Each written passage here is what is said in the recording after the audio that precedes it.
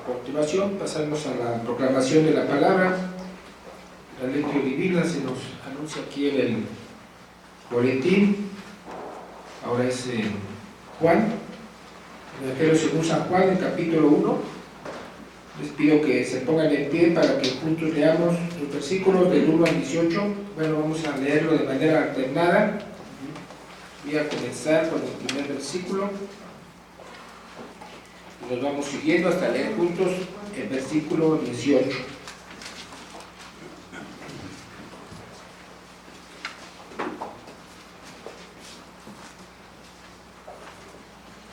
En el principio era el Verbo, y el Verbo era con Dios, y el Verbo era Dios.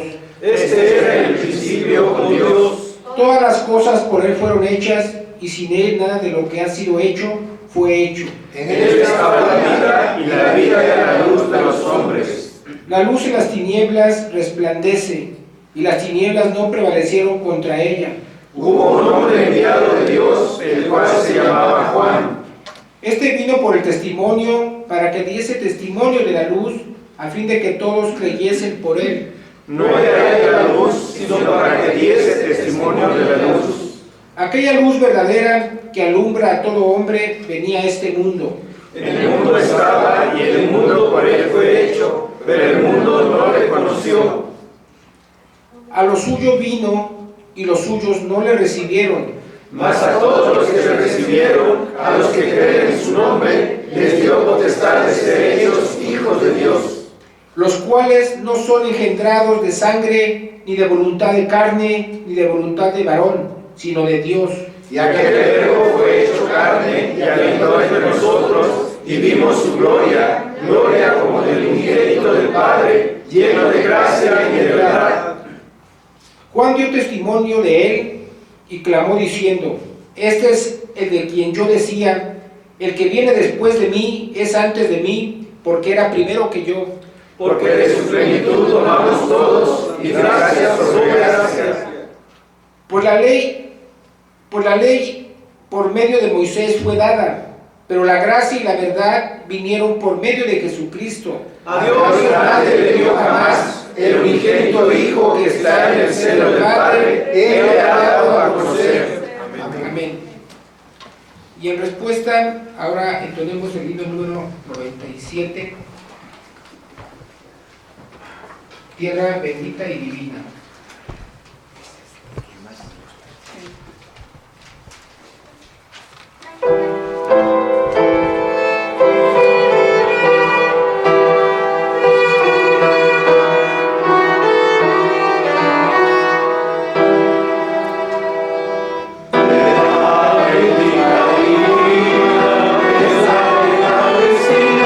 Donde nació Jesús,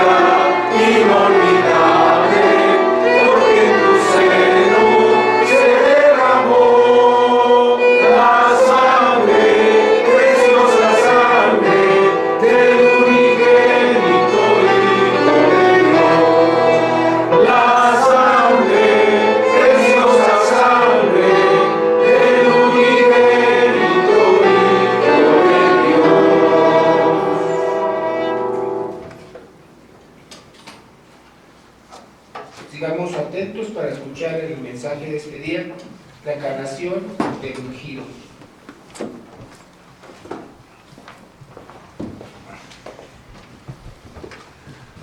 Así de pie, hermanos, les invito a abrir la escritura. Abramos ahora en Romanos capítulo 8,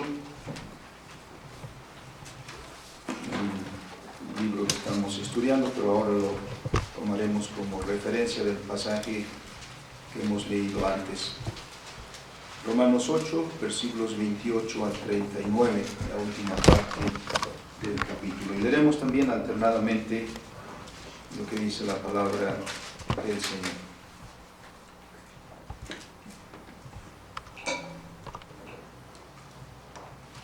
Leamos.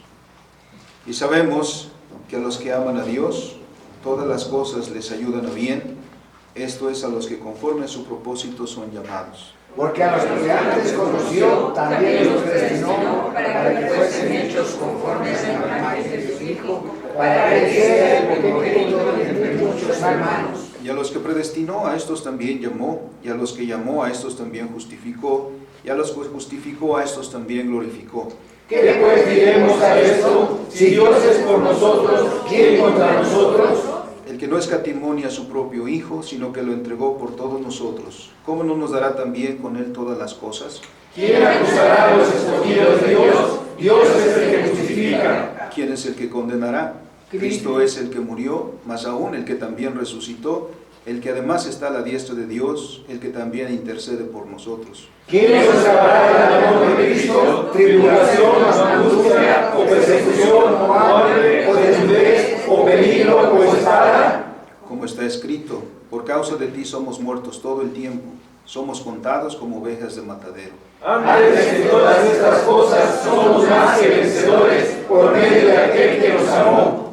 Por lo cual estoy seguro de que ni la muerte, ni la vida, ni ángeles, ni principados, ni potestades, ni lo presente, ni lo porvenir, Ni lo alto, ni lo profundo, ni ninguna otra cosa creada nos podrá separar del amor de Dios, que es en Cristo Jesús, Señor nuestro. Amén. Amén. Bendito Dios y Padre, hemos leído, Señor, tu palabra y agradecemos, Señor, que así sea, que no nos hayas dejado, Señor, sin el conocimiento de tu voluntad. Pero ahora, Señor, habiéndola leído, te rogamos también nos des entendimiento, de manera que tengamos gran provecho, Señor, de tu palabra, que no seamos oidores olvidadizos, sino que tu palabra, Señor, permanezca en nosotros y lleve fruto abundante para gloria tuya. En Cristo Jesús. Amén. Amén. Tomen sus lugares, amados hermanos.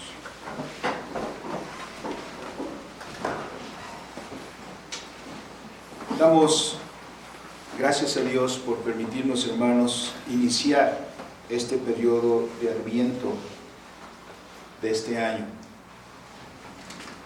Seguramente sentimos que ha transcurrido el tiempo muy rápido.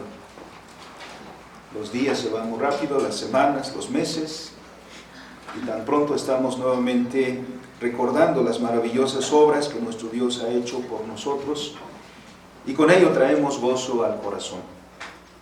Dios quiera que la celebración de Adviento traiga edificación a nuestras vidas, a nuestros corazones. Que sea contada una vez más la historia, y no porque la reservemos solo hasta este momento, sino la contamos siempre, pero con mucho más gozo, más énfasis en esta época del año, en la que celebramos un evento tan majestuoso, tan maravilloso como fue el advenimiento de nuestro Salvador. Con ello, nos preparamos también para celebrar con un grito de júbilo, ¡Feliz Navidad!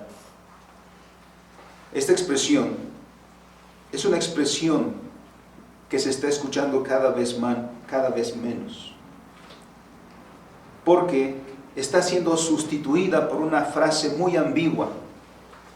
En lugar de Feliz Navidad, solo se dice felices fiestas. Las fiestas siempre tienen un motivo. Hacemos, por ejemplo, que una fiesta no se parezca a otra, porque celebramos, por ejemplo, unas bodas,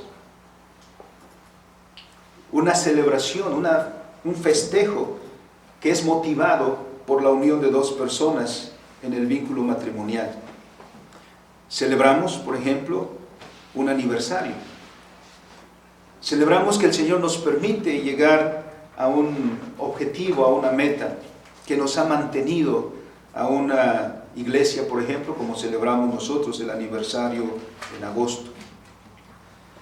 Tenemos celebraciones de cumpleaños, cuando nos reunimos, cuando partimos un pastel, dando gracias a Dios porque alguno de nosotros cumplió un año más de vida, como ha sucedido con algunos hermanos esta semana.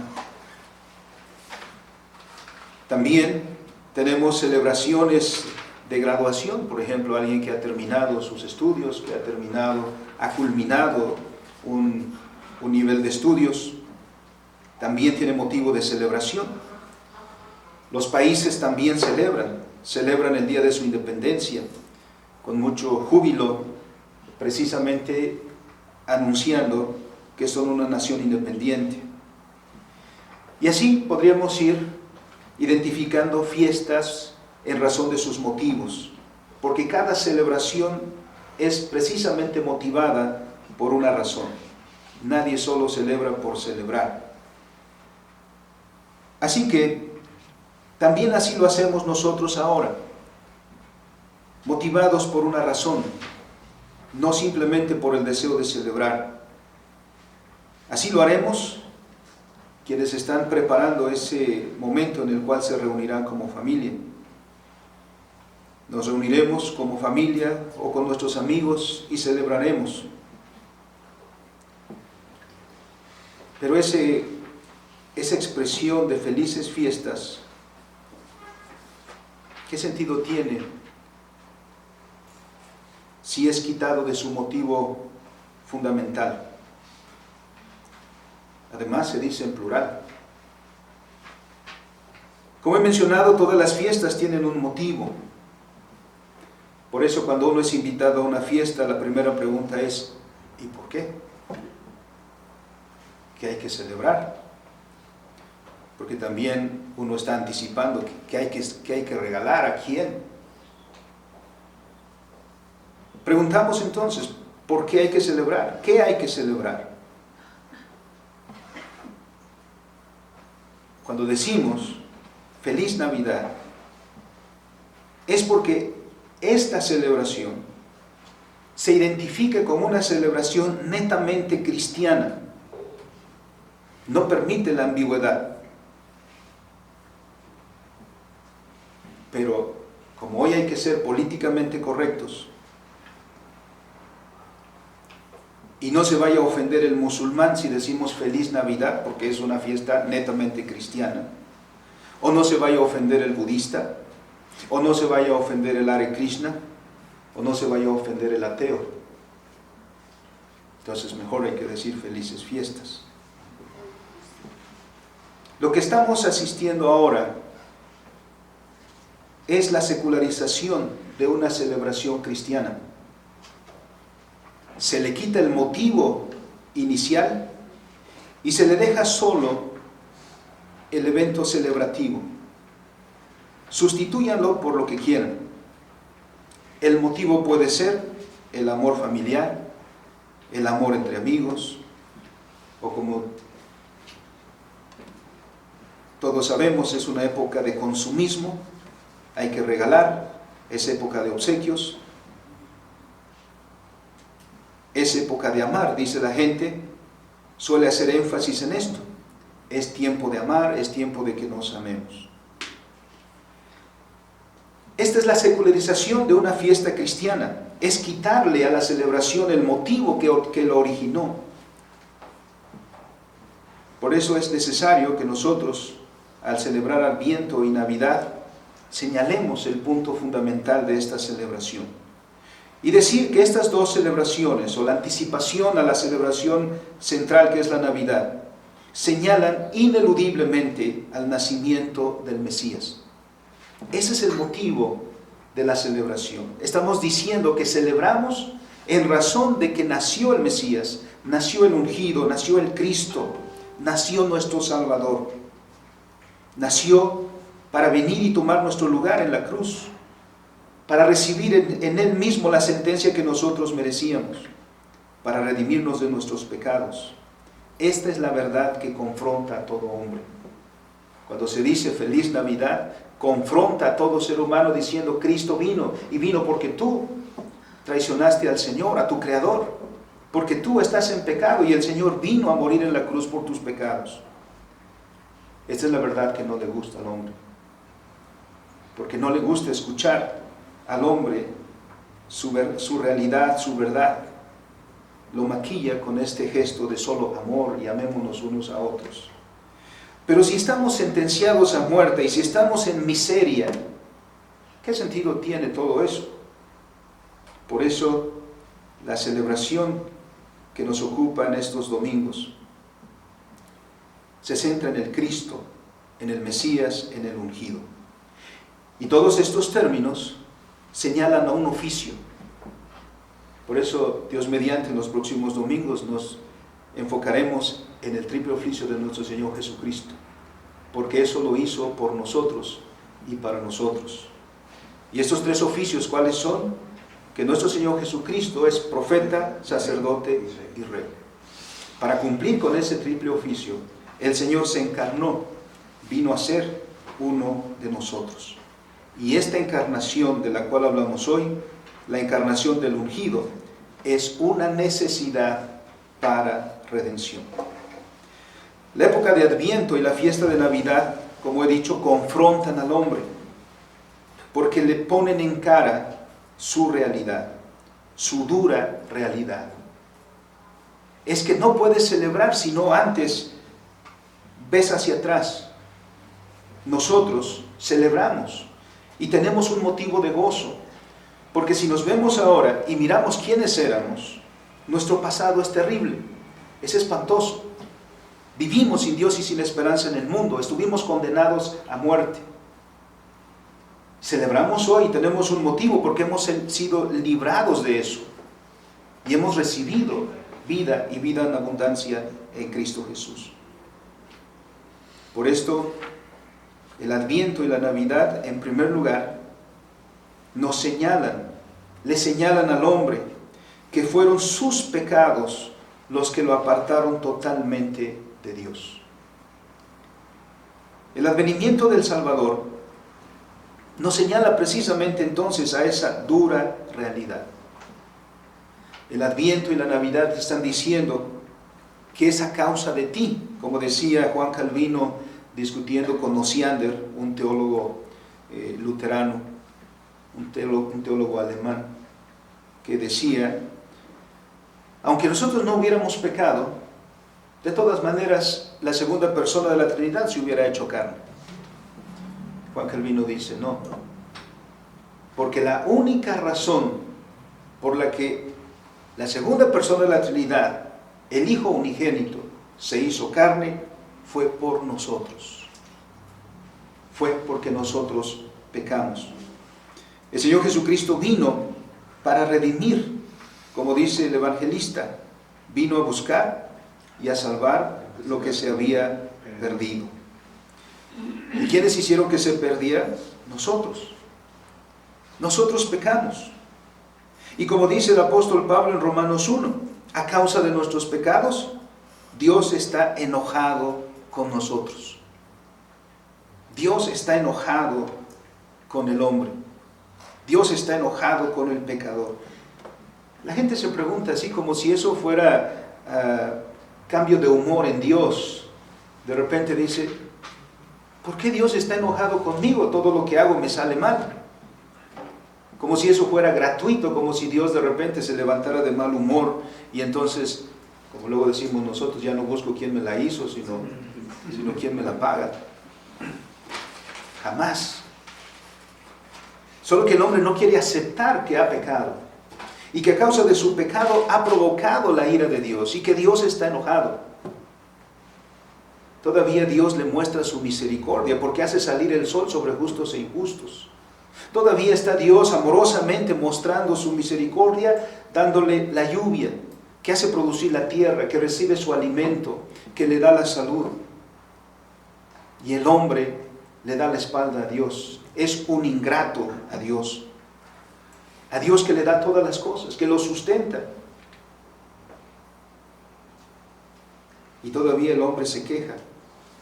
La realidad nuestra es que Dios está enojado a causa de nuestros pecados. Porque díganme ustedes, hermanos, ¿quién de ustedes está contento con aquel que ha traicionado su confianza? Nadie. La traición causa un distanciamiento. La traición causa una separación. ¿Cómo nosotros queremos haber traicionado a Dios y todavía vivir como si nada? No. Si nosotros hacemos énfasis en lo ofendidos que estamos cuando alguien nos traiciona, ahora imagínense Dios, que nos hizo, que nos dio un lugar de privilegio, que nos colmó de todos los bienes, que dice de todo lo que hay en el huerto puedes comer, que como dice el salmista en el Salmo 8, le hiciste poco menor que los ángeles y sin embargo lo coronaste de honra y de gloria, todo lo pusiste debajo de sus pies. ¿Y cómo le pagamos nosotros a Dios? Le dimos la espalda, le dijimos no queremos que tú gobiernes sobre nuestra vida, no queremos que tú señorees sobre nuestra vida, no queremos tus leyes en nuestra vida. Queremos nosotros hacer nuestras propias leyes, queremos nosotros ser autónomos, queremos vivir como nosotros queramos. ¿Cómo Dios va a estar contento entonces con el hombre que así le ha pagado toda su bondad, toda su misericordia?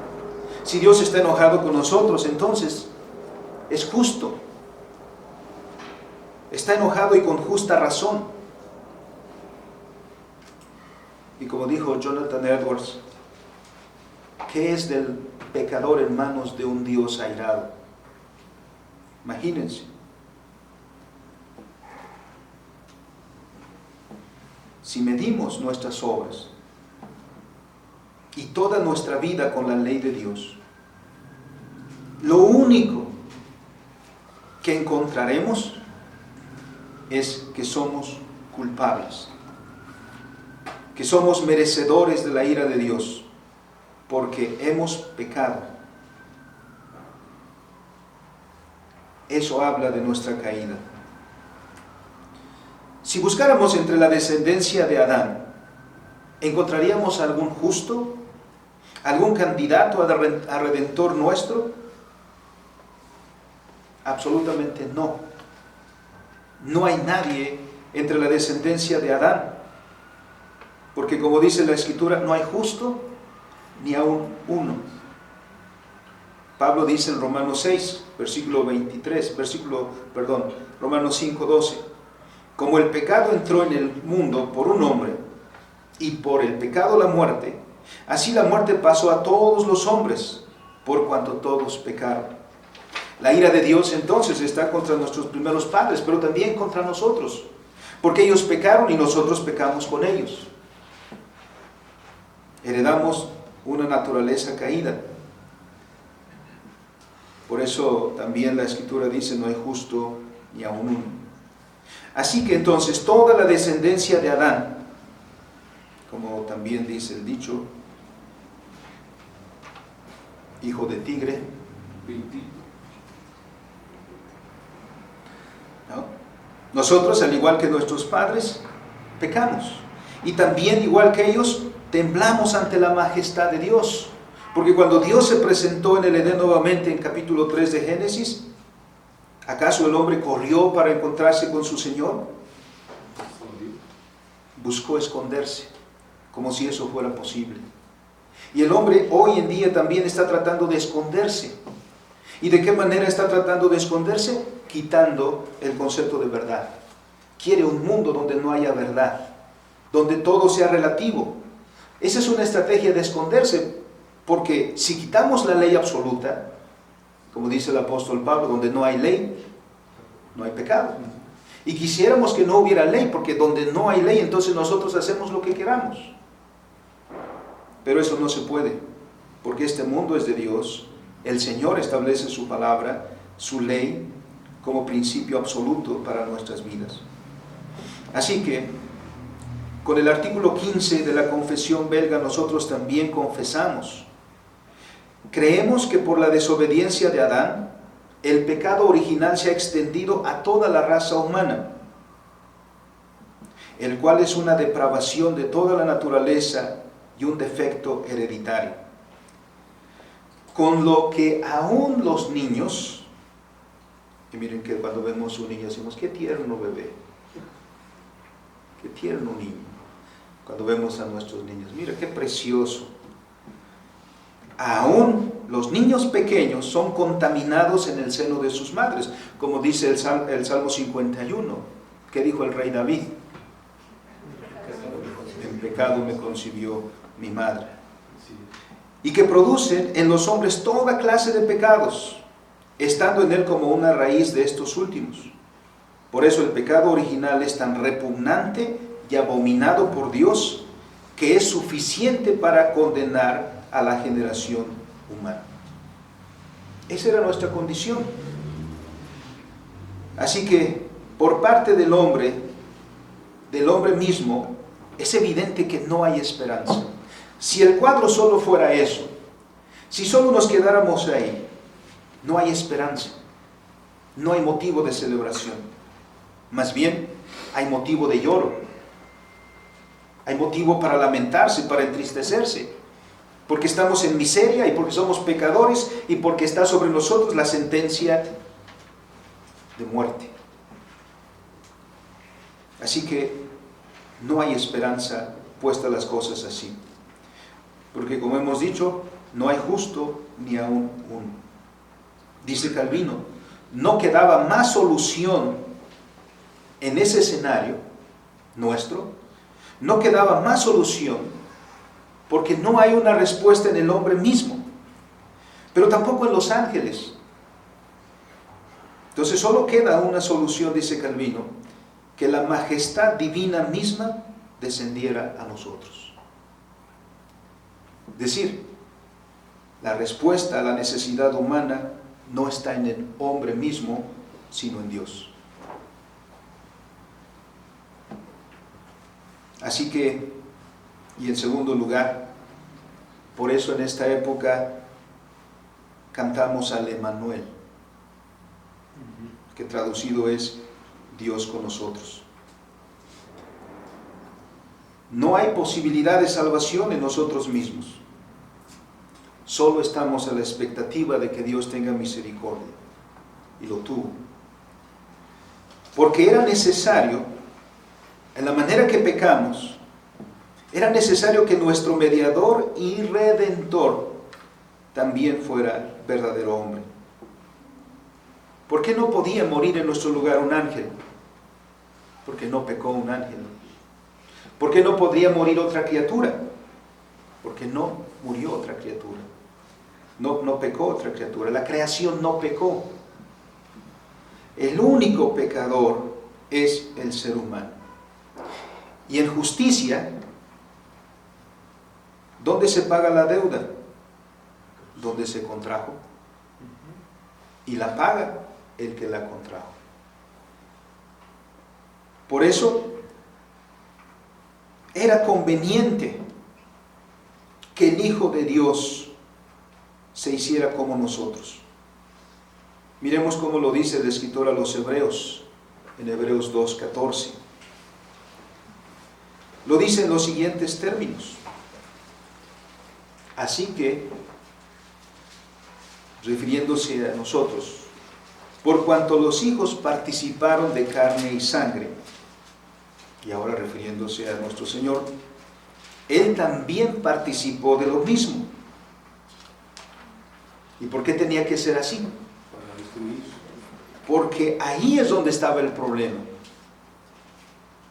El problema del hombre no está fuera del hombre. El problema del hombre es el hombre mismo.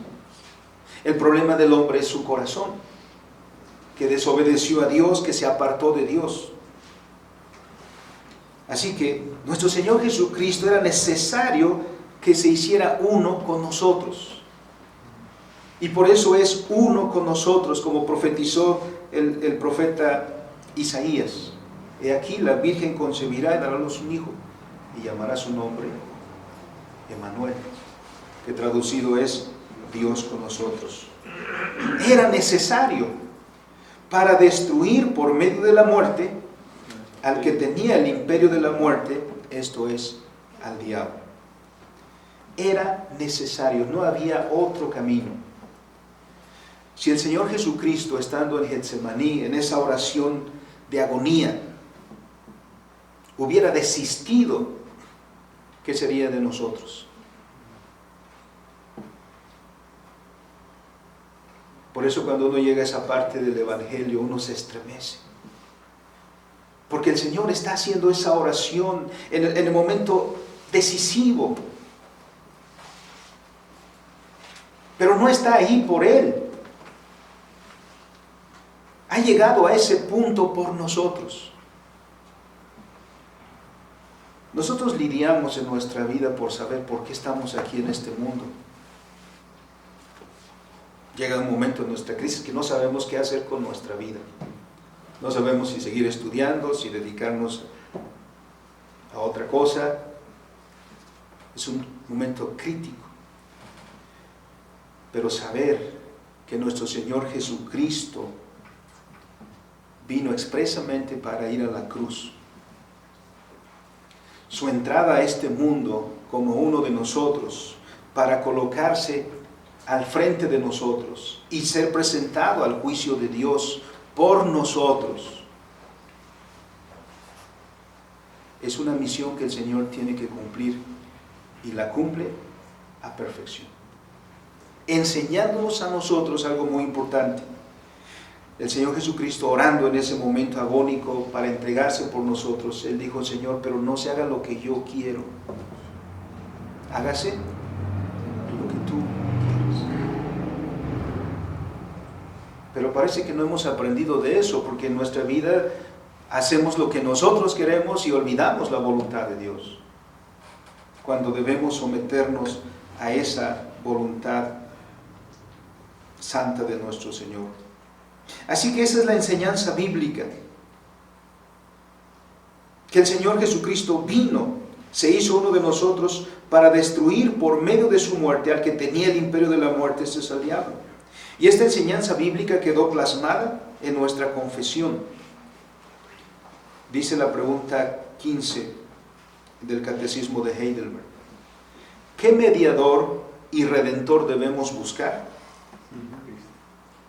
Uno que sea verdadero hombre y perfectamente justo, y que además sea más poderoso que todas las criaturas, es decir, que sea al mismo tiempo verdadero Dios.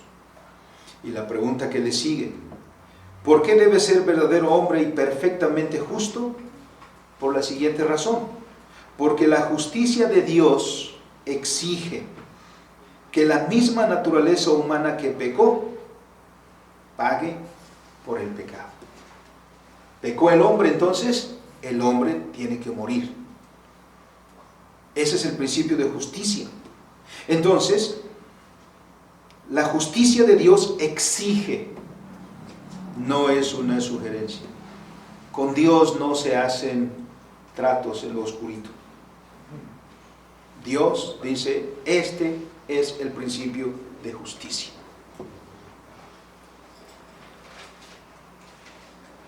Por eso los reformados criticaron a la iglesia romanista, porque enseñaban que cuando el hombre peca, te puedes arreglar con Dios. Haces una manda, haces un voto, compras una indulgencia. Eso opaca este principio. El principio de que tu salvación fue lograda a un alto costo. A nosotros se nos dice: la salvación es gratuita, la salvación es de gracia. Sí, para nosotros. Pero esa salvación, como luego dicen, nada es gratis en esta vida, ¿no? Pero esa salvación que tú disfrutas ahora, para que tú la disfrutes, alguien en tu lugar tuvo que pagar el costo para que tú vivas hoy. ¿Y quién tomó tu lugar? Cristo. Por eso, porque la justicia de Dios, la ira de Dios sobre ti y su justicia exigen que la misma naturaleza que pecó, la naturaleza humana, pague por el pecado. ¿No dice Ezequiel 18, el alma que pecare? Entonces, ¿quién pecó? ¿Cristo? No, tú pecaste. Dice, y el hombre que es pecador no puede pagar por otros. De aquí que en la promesa bien conocida, como he referido a Isaías capítulo 7, versículo 14, y que luego repite Mateo capítulo 1, versículo 23, se refiere a nuestro Señor Jesucristo, al Mesías, como el Emmanuel, Dios con nosotros. De esta manera, la naturaleza divina y la naturaleza humana quedaron unidas en el Cristo o en el Mesías. Por esto también el apóstol Pablo, al presentarnos a Cristo como el mediador, lo hace en estas palabras. 1 Timoteo 2:5. Que ya conocen de memoria, ¿no? Porque hay un solo Dios. Ya sabía yo que nada más era un impulso pequeño. Porque hay un solo Dios y un solo mediador entre Dios y los hombres, Jesucristo, hombre. Este era el único medio que había para nosotros. Esta era la única esperanza que había para nosotros. Eso, para compararlo un poquito, ¿se acuerdan?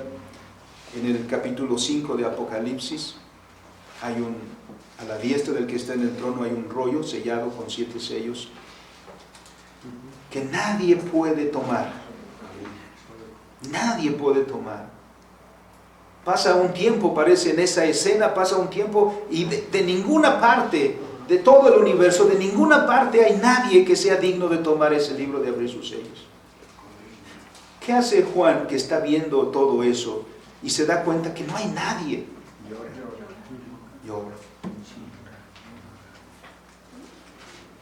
Eso es, hermanos, como cuando una persona necesita un trasplante de corazón. Una ocasión le decía a una hermana, ¿sabe lo que estamos pidiendo? Cuando decimos, Señor, provee un corazón para que siga viviendo. ¿Sabe lo que estamos pidiendo? Que alguien muera. Una persona puede donar un riñón, tenemos 2, nos quedamos con uno y damos uno, pero no tenemos 2 corazones. Si decimos, Señor, provee un corazón para que mi ser querido siga viviendo, por otra parte estoy diciendo, Señor, que alguien muera, para que haya un corazón disponible para que se pueda salvar. Juan está ahí llorando porque no hay nadie. Es una escena desesperante porque no hay nadie. En ese momento crítico no hay nadie. Pero entonces vienen las palabras consoladoras. ¿Qué le dicen a Juan?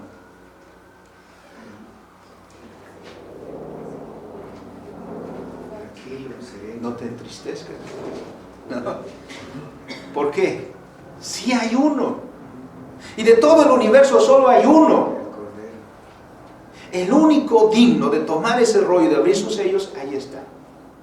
El Cordero de Dios. Ese es el escenario para nosotros. Si no estuviera ese Cordero, si no estuviera el Mesías, si no estuviera el que ungió el Padre, ungido quiere decir le dio ese oficio. Si no estuviera ahí, entonces nosotros no tendríamos ningún motivo de celebración. Tendríamos que estar llorando y llorar toda nuestra vida y lamentar nuestra vida, lamentar nuestro destino, porque solo nos espera la muerte. De ahí la necesidad entonces de un Redentor. Este era el único medio para que nosotros los pecadores fuéramos restituidos a la gloria de Dios, a la gracia de Dios. Esta era la única manera en que los hijos de los hombres volviéramos a ser hijos de Dios. este era el único medio, dice Calvino, que se cambiara nuestro estatus de ser herederos del infierno, porque eso es lo que éramos. ¿Nuestra herencia cuál era? El infierno. Esa era nuestra herencia. Y que se cambiara para que fuéramos herederos del reino de los cielos. Eso es lo que somos ahora, por la gracia de Dios. Es por eso que Dios se hizo redentor nuestro en la persona del unigénito, en la persona del ungido, del Mesías. Porque, y en tercer lugar, era necesario ofrecer una obediencia perfecta. Retrocedemos un poquito a recordar cuál es la causa de nuestra ruina, cuál es la causa de nuestra miseria. Y eso fue desobediencia o rebeldía. Dios, en su gracia, cuando nos creó, nos llamó a someternos voluntariamente a su palabra, a la palabra del pacto. Eso es lo que intentaba, ese era el propósito de aquel mandamiento de no comerás de ese árbol que estaba en el centro del Edén. Porque el Señor estaba llamando al hombre a someterse a una obediencia voluntaria, a reconocer a su Señor en sus derechos sobre su vida. Pero no quisimos. Nuestros primeros padres y nosotros con ellos prefirieron darle la espalda a su Creador. Como dice Pablo, habiendo conocido a Dios, no le glorificaron como a Dios, ni le dieron gracias. Le dieron la espalda a Dios, su Creador, y a su palabra. Y ahí es donde comenzó nuestra desgracia. Es eso lo que nos hizo herederos del infierno. Hoy si le decimos a la gente eso, se ofende. Le causamos una crisis emocional. Pero hay que decir la verdad. Ahí es donde comenzó nuestra desgracia. Y Dios, ahí también es cuando nos rodeó de su amor inefable, cuando dijo que nos daría un Salvador. Nosotros nos rebelamos en una expresión de ingratitud para con Dios, y Dios nos muestra su misericordia. Entonces le dijo a nuestros primeros padres que la simiente de la mujer aplastaría la cabeza de la simiente de la serpiente. Así que la solución a nuestro problema, hermanos, no está en nosotros mismos. El remedio es que la obediencia, o con obediencia, pudiéramos satisfacer la justicia de Dios y que pagáramos la deuda por nuestro pecado. Pero ¿qué dice la Escritura? Que no podemos porque no queremos. ¿Y por qué no? Porque habiéndonos apartado de Dios no hay justo ni aun uno. No hay quien entienda, no hay quien busque a Dios. Todos se desviaron, a unas se hicieron inútiles, no hay quien haga lo bueno, no hay ni siquiera uno. Como nosotros no podemos por nosotros mismos resarcir el daño, miren, Dios en su gracia nos dio a su Hijo unigénito para poner remedio a nuestra miseria, y eso por amor a sí mismo. Solo Dios pudo ofrecer en Cristo un sacrificio perfecto. Solo Cristo en nuestro lugar pudo ofrecer una perfecta obediencia a la ley de Dios, para de esta manera satisfacer el juicio de Dios que pendía sobre nosotros y pagar así la deuda que nosotros contrajimos. Miren, qué bienaventurados somos por todo eso. Así también lo expresamos, hermanos, en nuestra confesión, porque nuestra confesión dice: creemos que Dios es perfectamente misericordioso y justo, y ha enviado a su Hijo para tomar la naturaleza en la cual se había cometido la desobediencia, Eso es lo que hizo el Señor Jesucristo. A fin de satisfacer y llevar en ella el castigo de los pecados por medio de su amarga pasión y muerte. Así pues, ha demostrado Dios su justicia contra su Hijo, cuando cargó sobre Él nuestros pecados. Y derramando su bondad y su misericordia sobre nosotros, que éramos, nosotros sí, culpables y dignos de condenación, entregando a su Hijo a la muerte por nosotros, movido por un amor muy perfecto, y resucitándole para nuestra justificación, para que por Él tuviéramos la inmortalidad y la vida eterna. Esta es la confesión belga en el artículo 20. Por eso es que sucedió. Cristo vino y tomó nuestro lugar para una obediencia perfecta, que es la que debemos nosotros. Y nos ha enseñado entonces el camino. Nosotros no podemos decir, como solemos justificarnos, si ya saben cómo soy, ¿para qué me invitan?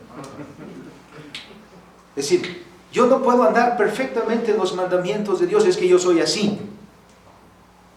No, Cristo te ha enseñado.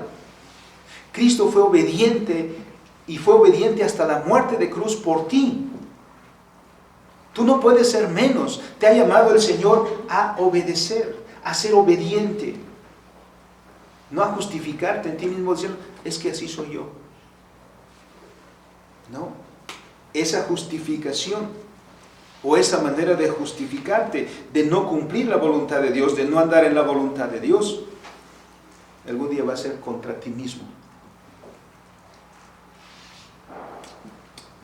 En conclusión, hermanos, entonces celebramos el Adviento y celebraremos este año mirando estos principios de la Escritura. Que nuestro Señor Jesucristo fue ungido. Eso es lo que significa Mesías en hebreo y Cristo en griego. Que fue ungido, que fue puesto en oficio por el Señor para nosotros. Que su encarnación era necesaria, que no había otra manera. Este es el único camino para la redención nuestra. Y que en Cristo el Señor nos dio un profeta, un sacerdote y un rey para nuestro bien. Y la promesa se cumplió. El Hijo de Dios se hizo carne como nosotros y en nuestro lugar fue a la cruz. Nos reconcilió con el Padre y fuimos adoptados como hijos de Dios. Ahora vivimos en una relación de comunión con Él, pero aún hemos de esperar que esa comunión sea plena. Eso sucederá cuando nuestro Señor Jesús regrese. Por eso también tenemos nuestros ojos puestos en el futuro. Y no como aquellos que han ocupado, que se han vuelto virales, como se dice hoy en internet, como estos que tienen que desde septiembre diciendo que el Señor viene. La última fecha fue el 21 de noviembre, hace 3-4 días, y no, como dice Maussan, y no pasó nada. Seguimos aquí, porque no sabemos nosotros la fecha, ni la hora, ni tampoco es necesario que la sepamos. Lo que se requiere de nosotros es que vivamos en obediencia, que mantengamos nuestro corazón alerta, que nos mantengamos fijos en la promesa del Señor de su regreso, y que eso produzca en nosotros la piedad que caracterice nuestra vida todos los días hasta que el Señor regrese. No es cuando el Señor regrese, sino cómo te encuentre cuando el Señor regrese. Vamos a orar. Bendito Dios y Padre, te damos gracias por alegrar nuestros corazones, Señor, a los que estábamos y debíamos estar tristes, agobiados, en miseria, porque la única esperanza que teníamos era la muerte y para recibir como herencia el infierno. Tú cambiaste todo eso, Señor, y por tu sola gracia, enviándonos un Salvador, que en nuestro lugar se sometiera, Señor, a tu voluntad y cumpliera tu palabra fielmente. Que se sometiera a ti, Señor, y recibiera el juicio por nuestros pecados. Que por nosotros, Señor, fuera a la cruz para reconciliarnos contigo. Ahora, Señor, somos tu pueblo. Nos llamas tus hijos. Y las implicaciones de eso, Señor, son importantes, porque ahora debemos vivir como tales. Nuestro Señor Jesucristo nos enseñó. Ahora, Padre, también produce en nosotros el querer como el hacer por tu buena voluntad, para enfocarnos en ti, en tu palabra, para vivir, Señor, nuestra vida obedientes también a tus mandatos. Y danos, Señor, el poder dar testimonio del fundamento de esta fiesta, de esta celebración que todo mundo toma, pero que han quitado, Señor, la razón de esta festividad y solo usan para alegrarse a sí mismos, para agasajarse a sí mismos. Señor, a nosotros danos el meditar en tus grandes hechos y traer al corazón sabiduría. Por Cristo nuestro Señor. Amén. Amén.